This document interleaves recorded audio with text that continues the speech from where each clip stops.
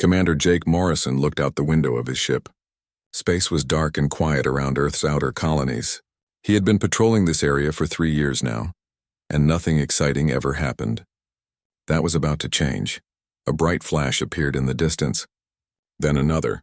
Soon the darkness was filled with hundreds of alien ships dropping out of hyperspace. Jake had never seen anything like it.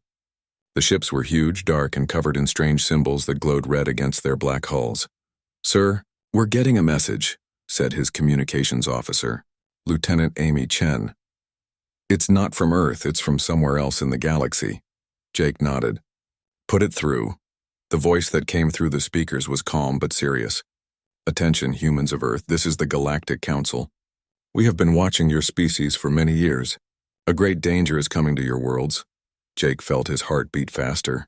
First contact with aliens, and it was a warning. The voice continued.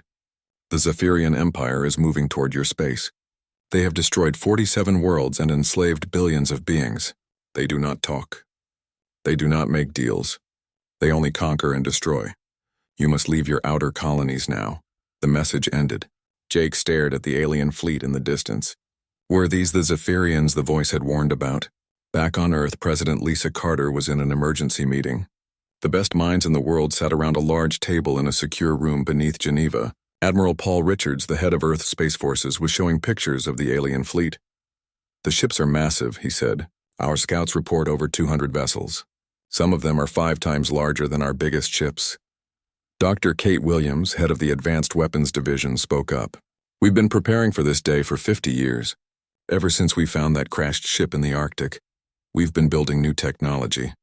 The aliens don't know what we're capable of." Secretary of Defense Mike Johnson looked worried. "But can we really fight an empire that has conquered 47 worlds? Maybe we should try to talk to them." Admiral Richards shook his head. The Council's message was clear. "These Zephyrians don't talk, they just attack." President Carter stood up. "Then we need to be ready." "What do we have?" Dr. Williams opened a classified file. "We've developed quantum weapons that can phase between dimensions. We have ships that can become invisible. Our fighters can attack from inside enemy vessels and then disappear. Most importantly, we've built defenses they won't expect."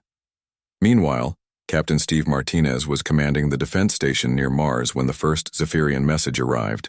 The alien voice was cold and mechanical. "Humans of Earth, you will surrender all your worlds to the Zephyrian Empire. You will serve us as slaves. You have 24 hours to accept. If you refuse, we will destroy every human world and kill every human being." Steve felt anger rise in his chest. No one threatened his home and his people like that.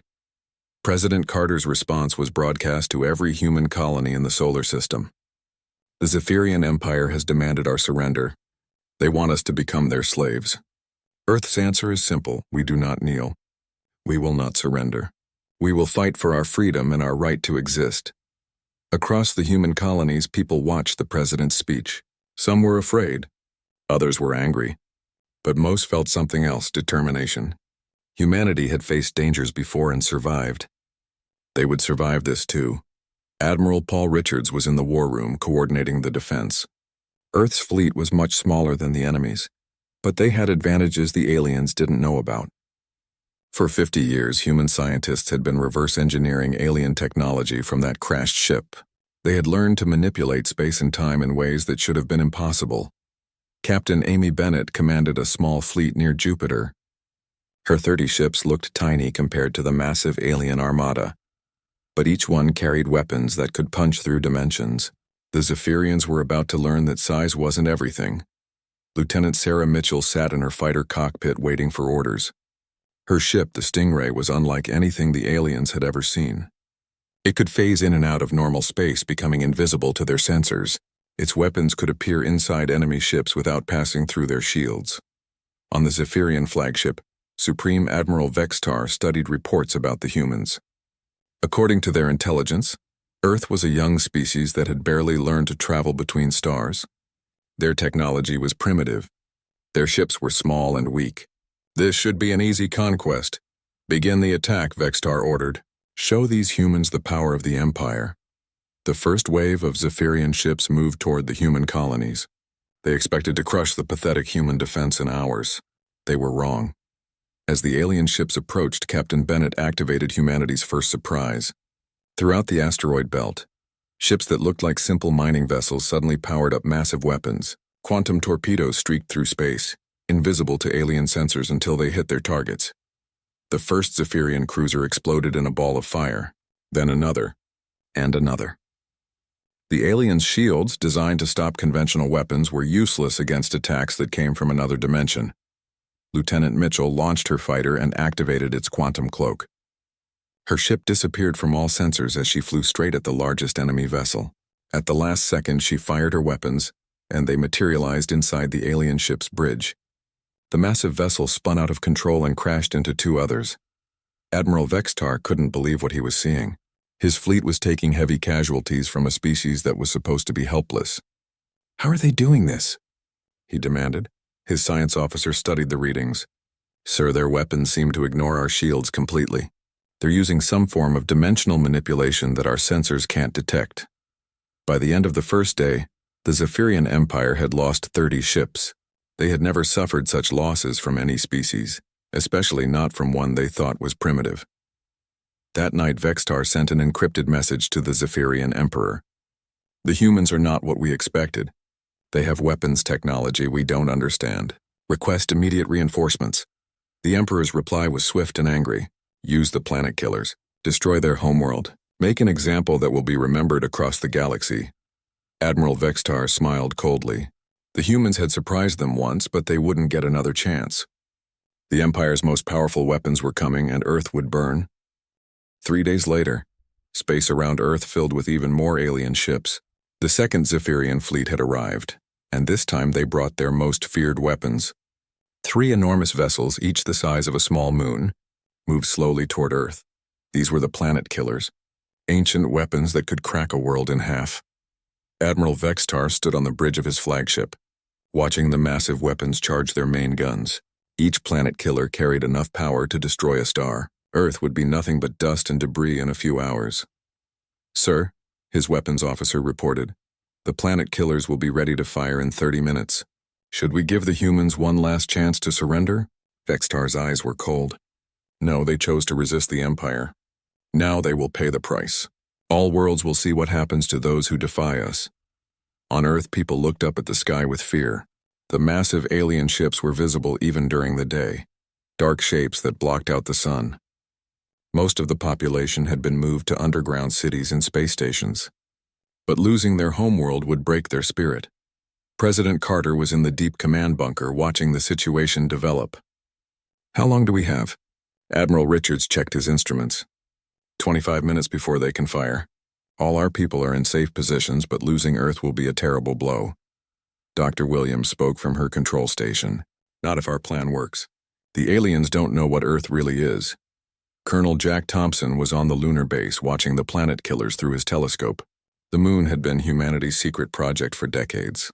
What looked like a natural satellite was actually the largest weapons platform ever built.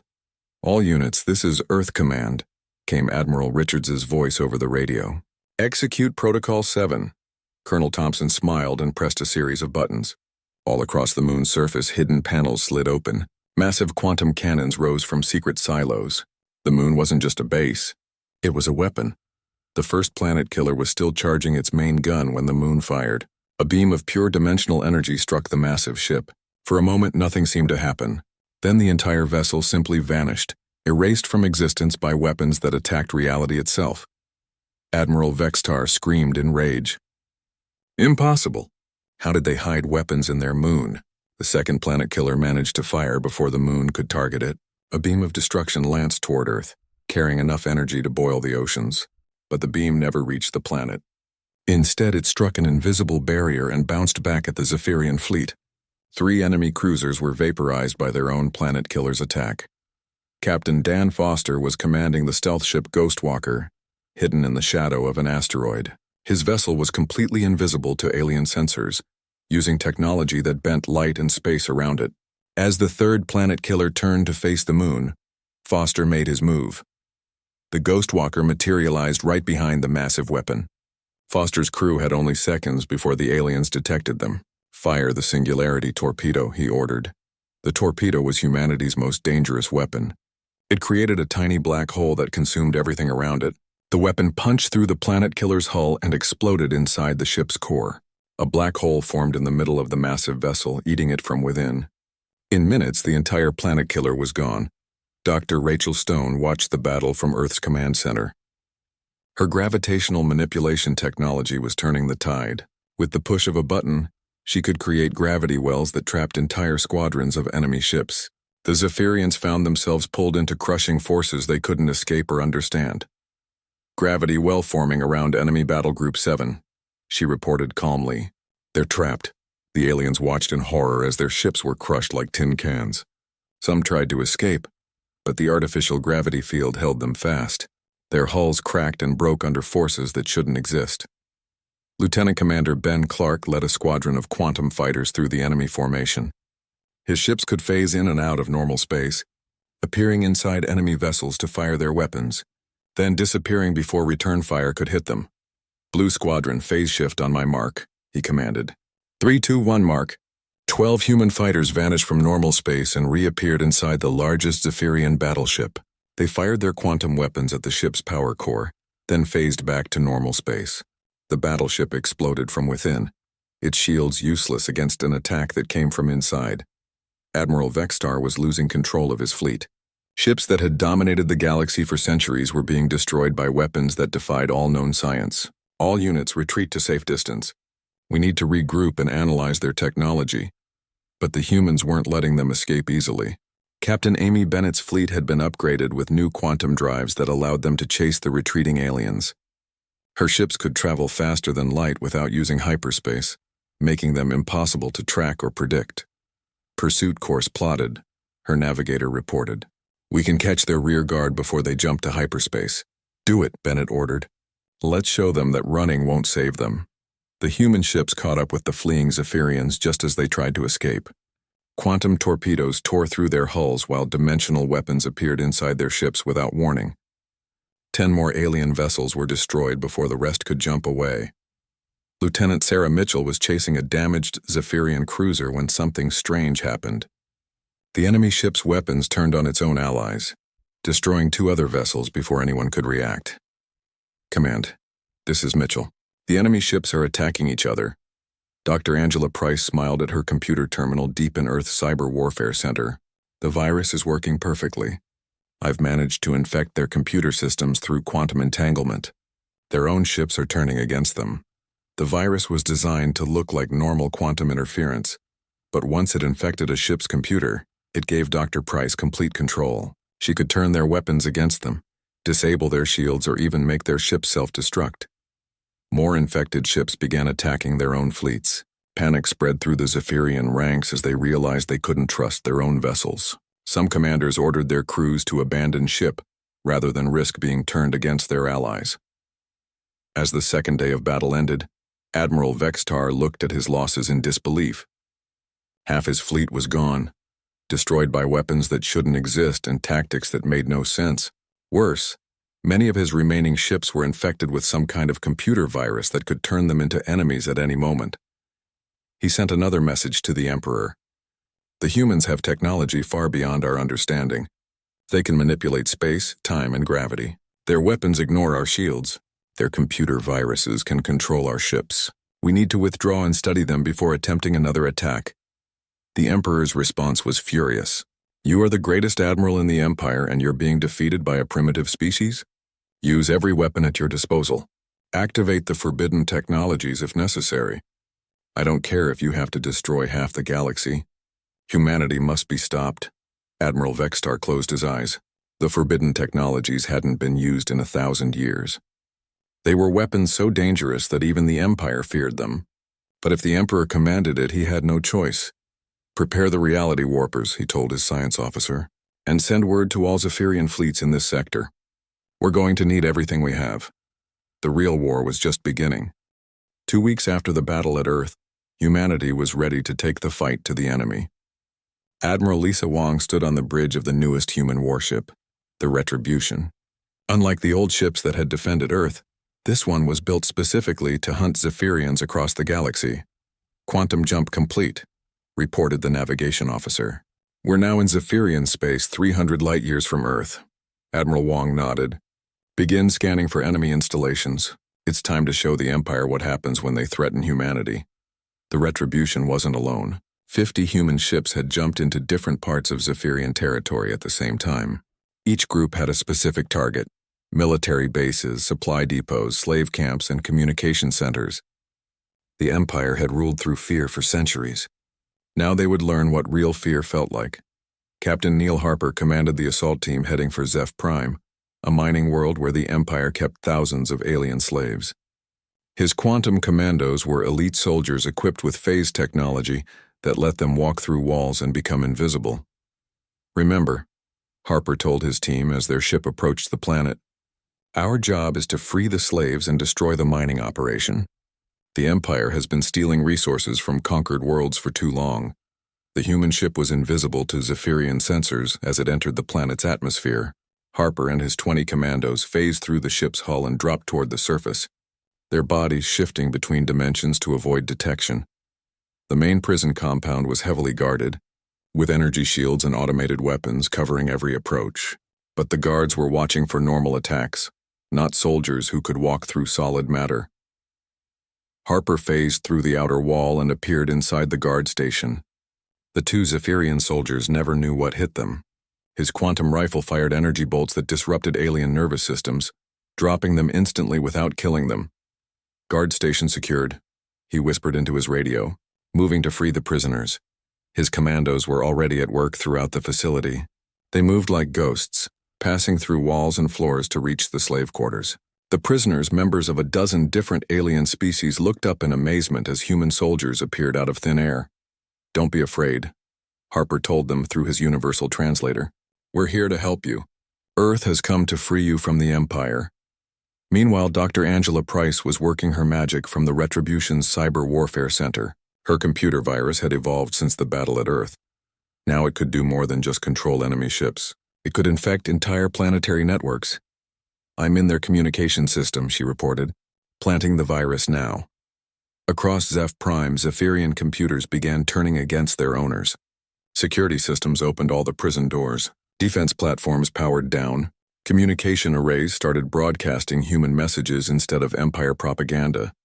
The planet's governor, a cruel Zephyrian named Kexavar, watched in horror as his control center filled with error messages. What's happening? Why are our systems failing? His technical officer was frantically trying to regain control. Sir, it appears to be some kind of computer attack. All our networks are infected with an unknown virus. Before Kexavar could respond, Captain Harper appeared in his office, phasing through the wall like it wasn't there. The Zephyrian governor reached for his weapon, but Harper was faster. Governor Kexavar, Harper said calmly, you're under arrest for crimes against sentient beings. The people you've enslaved are now free. Outside, the liberated slaves were boarding human transport ships. Many of them were crying, not from sadness but from joy. They had been slaves for so long that they had forgotten what freedom felt like. Commander Tyler Brooks was investigating a different Zephyrian facility when he made a terrible discovery. Hidden in the deepest levels of an Empire research station, he found laboratories filled with horrifying equipment. My God, he whispered, looking at the machines that covered the walls. They're not just conquering worlds for resources.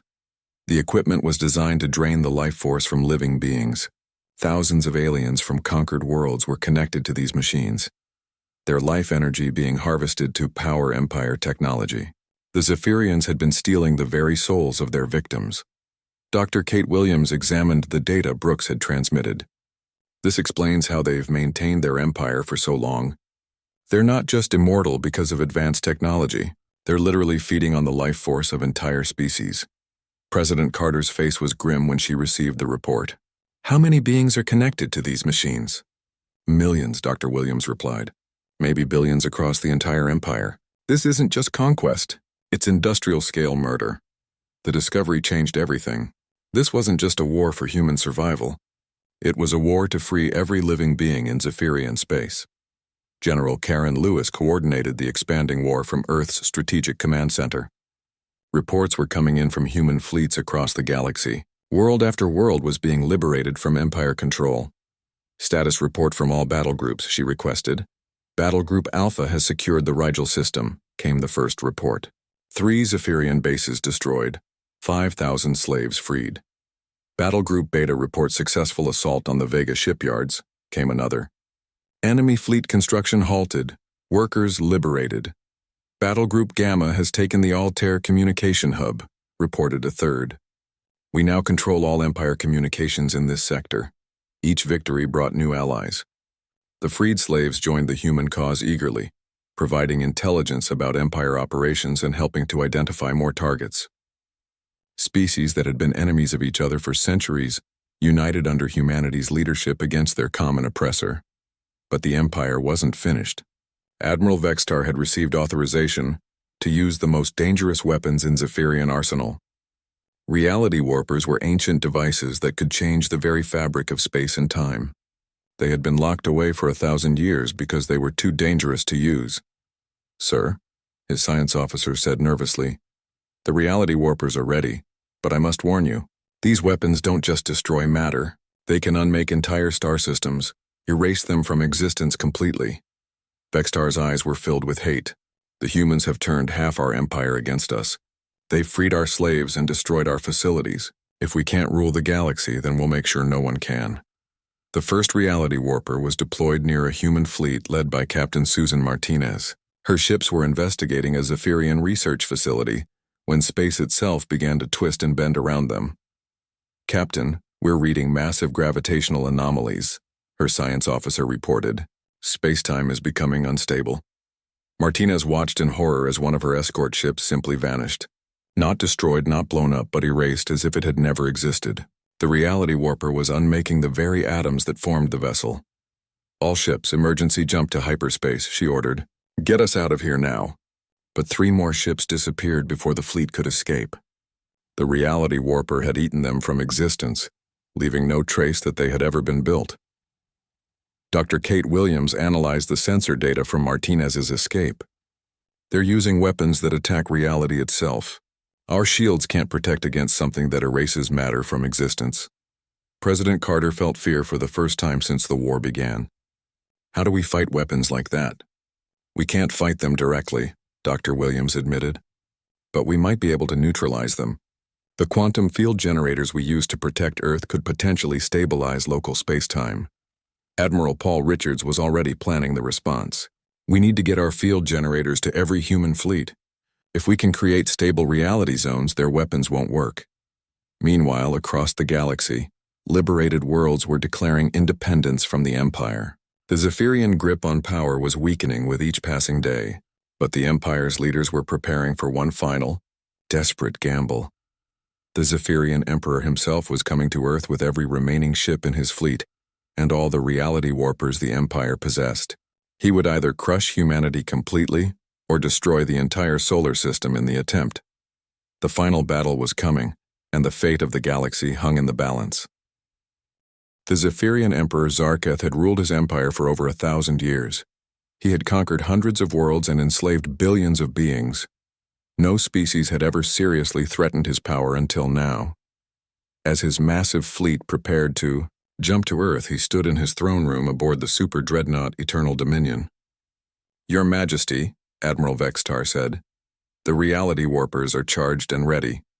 We have enough power to destroy the entire human solar system. The Emperor's ancient eyes glowed with hatred. These humans think they can challenge an empire that has ruled the galaxy for millennia. I will show them the price of defying a god. Zarketh was no longer fully alive in any normal sense. Centuries of feeding on stolen life force had transformed him into something between living being and energy creature.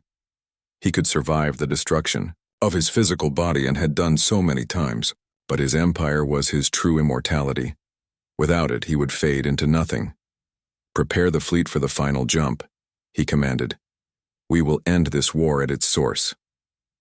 On Earth, Admiral Paul Richards watched the massive alien fleet appear on his sensors. The Emperor had brought everything he had left. 500 ships, including 12 reality warpers and the largest vessel ever built by the Empire. Size of the enemy flagship? He asked his tactical officer. 15 kilometers long, sir. It's reading as a small moon on our gravity sensors. President Carter joined Richards in the command center. Is Earth ready? As ready as we can be, Richards replied. The quantum field generators are online. Every human ship has been equipped with reality stabilizers, but we're still outnumbered 3-1. Dr. Kate Williams looked up from her research station. The good news is that our analysis of their previous attacks has given us some insights. The reality warpers need time to charge between shots, and they consume enormous amounts of power. Captain Susan Martinez commanded the defense fleet's front line. Her ship, the New Dawn, was equipped with humanity's latest quantum weapons and the most advanced reality stabilizer they had built. All ships maintain formation, she ordered. Remember, their reality warpers can erase us from existence, but only if we stay in one place too long. Keep moving and keep firing. The battle began when the first reality warper fired. A section of space near Mars simply ceased to exist, taking 3 human patrol ships with it. But the effect was localized and brief. The quantum field generators around the solar system prevented the weapon from expanding its area of destruction. Emperor Zarketh was surprised. "Why didn't the warper destroy their entire planet, sir?" his science officer reported.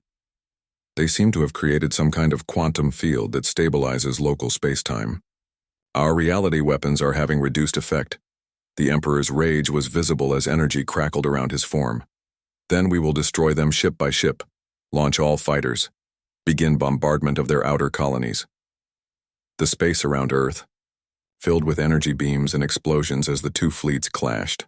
Human quantum weapons punched through Zephyrian shields while alien plasma cannons tried to overwhelm human defenses. Captain Dan Foster was piloting his stealth ship Ghostwalker through the enemy formation when he noticed something strange. "Command, this is Foster. I'm reading massive energy buildups in their larger ships. They're not just warships." Dr. Angela Price analyzed Foster's sensor data from her cyber warfare station. "Dan's right. Those ships are mobile life force extractors. The Emperor isn't just trying to conquer us. He's planning to drain the life force from every human in the galaxy." Commander Alex Johnson led a boarding party toward the Emperor's flagship. His quantum commandos were equipped with the most advanced phase technology humanity possessed. They could walk through solid matter, become invisible, and attack from dimensions the enemy couldn't detect. "Remember," Johnson told his team, "our target is the Emperor himself. Intel suggests he's not entirely physical anymore. We'll need the quantum disruptors to affect him." The commandos phased through the hull of the Eternal Dominion and began moving toward the ship's center. Zephyrian guards couldn't see them, couldn't detect them, and couldn't stop them. But the Emperor sensed their presence. Centuries of feeding on life force had given him abilities beyond normal comprehension. "Intruders," he whispered, and the ship's internal systems began to hunt for the invisible humans. Lieutenant Commander Ben Clark was leading his fighter squadron against the reality warpers when one of them targeted his group. Space twisted around his wingman's ship and it vanished from existence. "Blue Leader, reality distortion detected," his computer warned. "Recommend immediate evasive action." Clark's squadron scattered as space itself began to twist and bend. 2 more fighters disappeared before they could escape the warper's effect. But Clark had noticed something important. "Command, the reality warpers have a weakness," he reported. "They need clear lines of sight to their targets. If we can get behind them or use the debris fields for cover, they can't target us effectively." Admiral Richards immediately passed this information to all human forces. The tide of battle began to shift as human ships used asteroids, debris, and even destroyed vessels as cover against the reality weapons. Meanwhile, Dr. Rachel Stone was working on humanity's most ambitious plan yet. "If we can link all our quantum field generators together," she explained, "we might be able to create a reality bubble around the entire enemy fleet. Their own weapons would be trapped inside with them." "How long do you need?" President Carter asked. 20 minutes to synchronize all the generators across the solar system. You have 15, Carter replied grimly. The battle was reaching its peak. Human losses were mounting, but so were Zephyrian casualties. The aliens had superior numbers, but humanity's quantum weapons and dimensional tactics were proving devastatingly effective. Captain Amy Bennett was commanding a group of converted mining ships when she made a shocking discovery. "Admiral, I'm detecting massive life signs inside the enemy flagship. Thousands of beings, all connected to some kind of extraction system. Dr. Williams analyzed the data. They're using the stolen life force as a power source for their weapons. That's how they can fire the reality warpers so frequently. Commander Johnson and his boarding party had reached the Emperor's throne room. The massive chamber was filled with pulsing energy and strange machines that hummed with stolen life force. Emperor Zarketh sat on a throne made of what looked like crystallized souls. His form was partially transparent, more energy than matter. So the little humans have come to face a god. You're no god, Johnson replied, raising his quantum disruptor. You're a parasite that's been feeding on innocent lives for too long. The Emperor laughed, and the sound echoed through dimensions. I have consumed the life force of billions. I am immortal. I am eternal. What can you do to me? Johnson fired his weapon. The quantum disruptor was designed to sever the connection between the Emperor and his stolen power. For the first time in centuries, Zarketh felt pain. Outside, the battle was turning in humanity's favor. Dr. Stone's reality bubble was almost ready, and the human fleet was systematically destroying the Zephyrian support ships. But the Emperor had one final card to play. If he couldn't rule the galaxy, he would ensure no one else could either. His form began to glow brighter as he prepared to release all the stolen life force at once in a blast that would destroy everything within 100 light years. If I cannot have immortality, he screamed, then let all life end with me. The fate of the galaxy now rested in the hands of Commander Johnson and his small team of human commandos, deep in the heart of the enemy flagship, facing a being that had the power to destroy star systems. Time was running out for everyone. Commander Alex Johnson watched as Emperor Zarketh began to glow with the stolen life force of billions of beings. The ancient tyrant was preparing to release all that power at once, creating an explosion that would destroy everything within 100 light years. Stop him, Johnson shouted to his commandos. If that energy releases, it will kill everyone in this entire sector of the galaxy. His team fired their quantum disruptors, but the Emperor's power was growing too fast. The stolen life force of countless civilizations flowed through him like a river of pure energy. He was becoming something beyond physical existence. You cannot stop me, Zarketh screamed, his voice echoing across multiple dimensions. If I cannot rule forever, then everything will die with me. But Johnson had noticed something important. The machines surrounding the Emperor's throne weren't just feeding him power. They were also containing it. If those machines could be overloaded, the energy might be redirected instead of released as a weapon. Target the containment systems, he ordered his team. All weapons on the crystal machines now. Quantum disruptor beams lanced out, striking the ancient devices that had been storing stolen souls for centuries. One by one, the machines began to crack and spark. The Emperor's power started to fluctuate wildly. Outside the flagship, Dr. Rachel Stone completed her work. Reality bubble is ready, she announced. All quantum field generators are synchronized.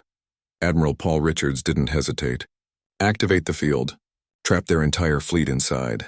A dome of stabilized space-time formed around the Zephyrian fleet. Now their reality warpers couldn't affect anything outside the bubble, including Earth.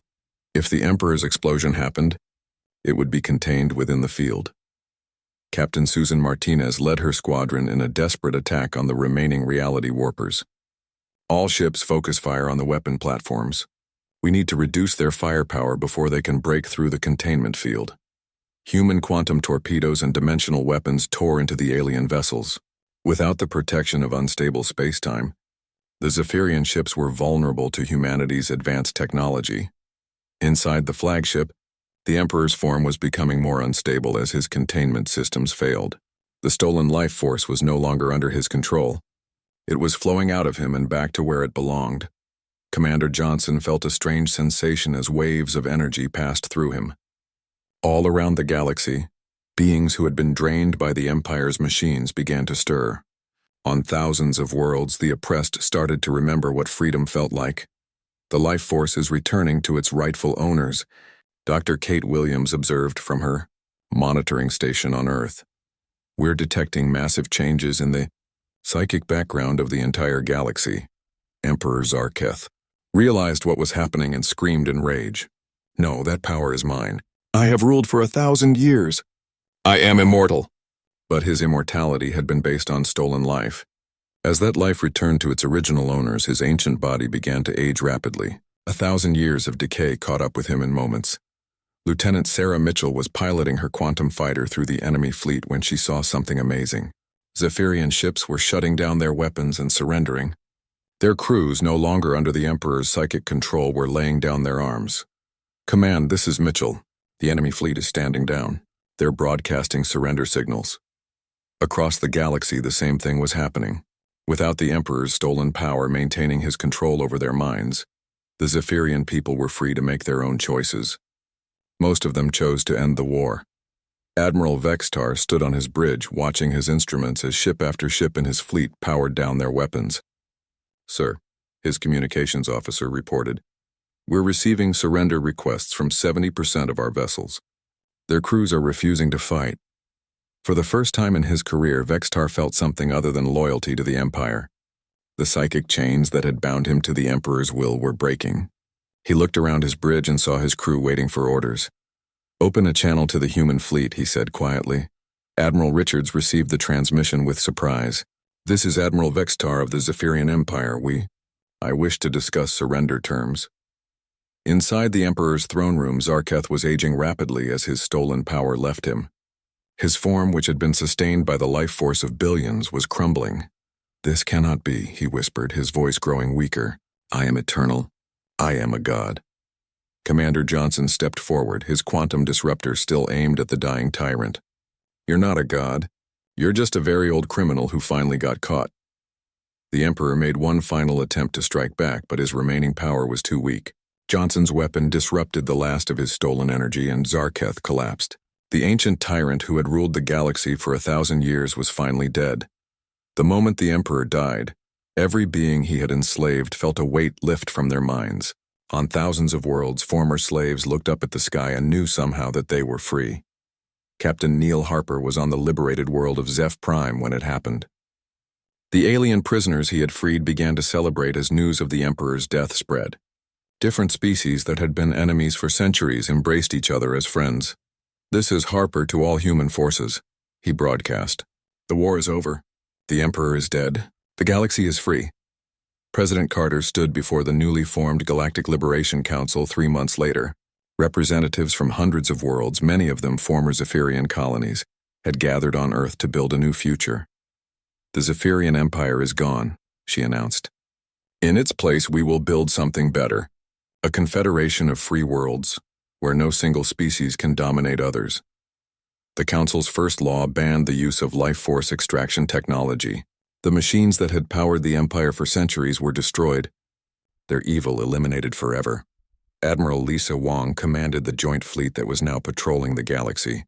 Made up of ships from dozens of different species, former enemies worked together to hunt down the last remnants of Empire loyalists and free the remaining slave camps. Dr. Angela Price had developed new communication networks that connected all the liberated worlds.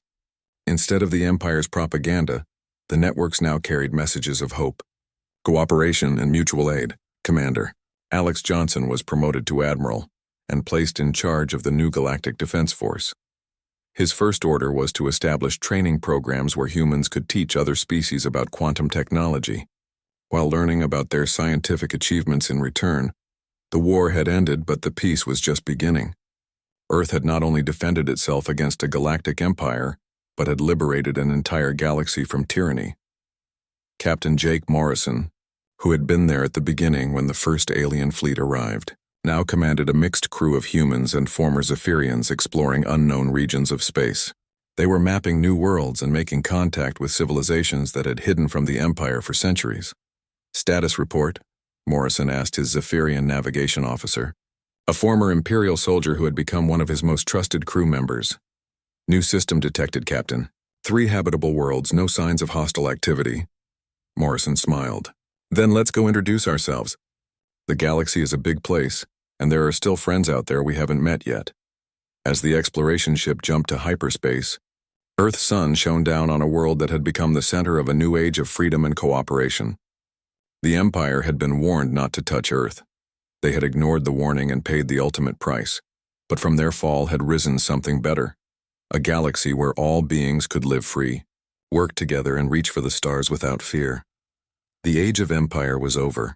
The age of freedom had begun, and it all started because humanity had refused to kneel.